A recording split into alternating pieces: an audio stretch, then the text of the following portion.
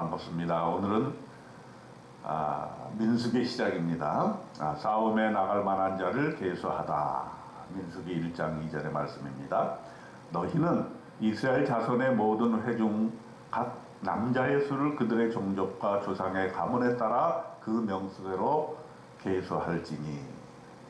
자, 이제 민수기는 글자 그대로 백성의 숫자를 세는 것입니다. 백성을 이렇게 숫자를 세는 것은 대개 나라마다 이제 세금을 징수하거나 전쟁에 나갈 병사를 모집하기 위해서 백성의 수를 세죠.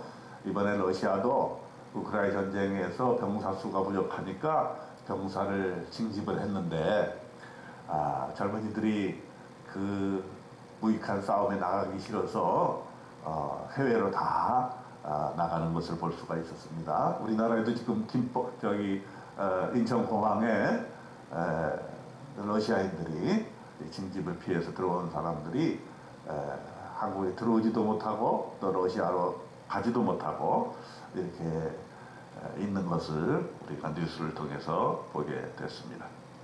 이렇게 이스라엘 백성들이 이제 출애굽해가지고 광야에 나가서 이제 가나안 땅에 가기까지 여러 가지 이제 어려움에 봉착하게 될 텐데, 이러한 어려움 또 적들이 혹시 있을지도 모르는 이런 것에 백성의 안전을 지키기 위해서, 또 적과 꿀이 흐르는 땅에 들어가기 위해서 백성을 숫자를 세어보고 또 그것을 잘 조직해서 전쟁에서 이겨서 적과 꿀이 흐르는 축복의 땅에 끝까지 도달하기 위한 하나의 삶의 여정이 바로 시작될 수 있는 것입니다.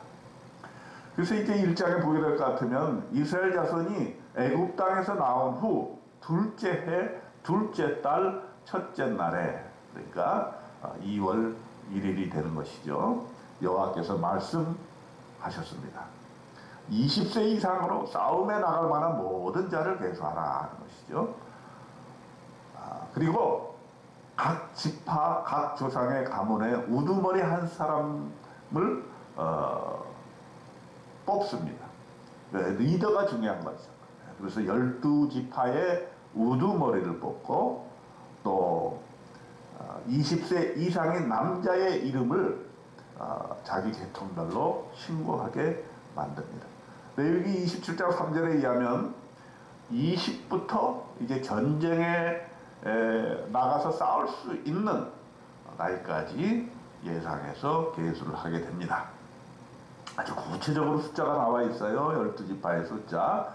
루벤 지파가 46,500명이었고 시므엔 지파가 59,300명이었고 갓 지파가 45,650명, 유다 지파 74,600명, 이사갈 지파 54,400, 스불론 지파 57,400, 에브라임 지파 45,500, 므낫세 지파 32,200, 베냐민 지파 35,400, 단 지파 62,700, 아셀 지파 41,500, 납달리 지파 53,400명에서 총 합해보니까 603,550명이었어요.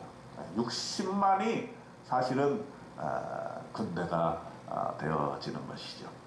사실 그래서 출애굽을 생각해보면 여기다가 여인들과 아이들 또 아주 노인들까지 이렇게 합하게 되면 200만 명에서 한 300만 명 정도가 이렇게 나오게 된 것이 아닌가 이렇게 생각이 듭니다. 그런데 놀라운 것은 이들이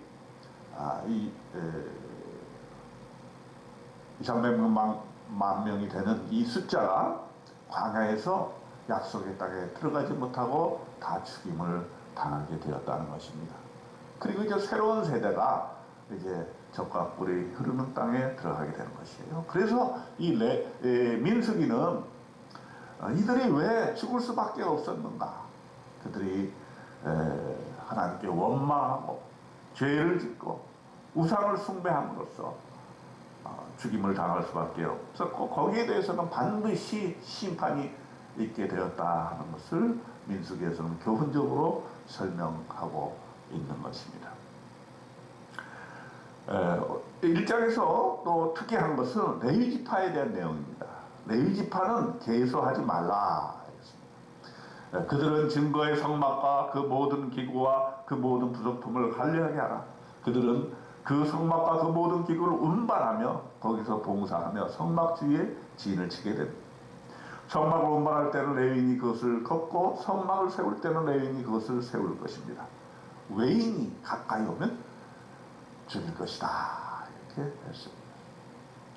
이스라엘 자손들은 막사를 치되 그 진영별로 각각 그 진영과 군기 곁에 치게 되고, 레위인은 증거의 성막 사방에 진을 쳐서 이스라엘 자손의 회중에게 진노가 임하지 않게 하라고 했습니다.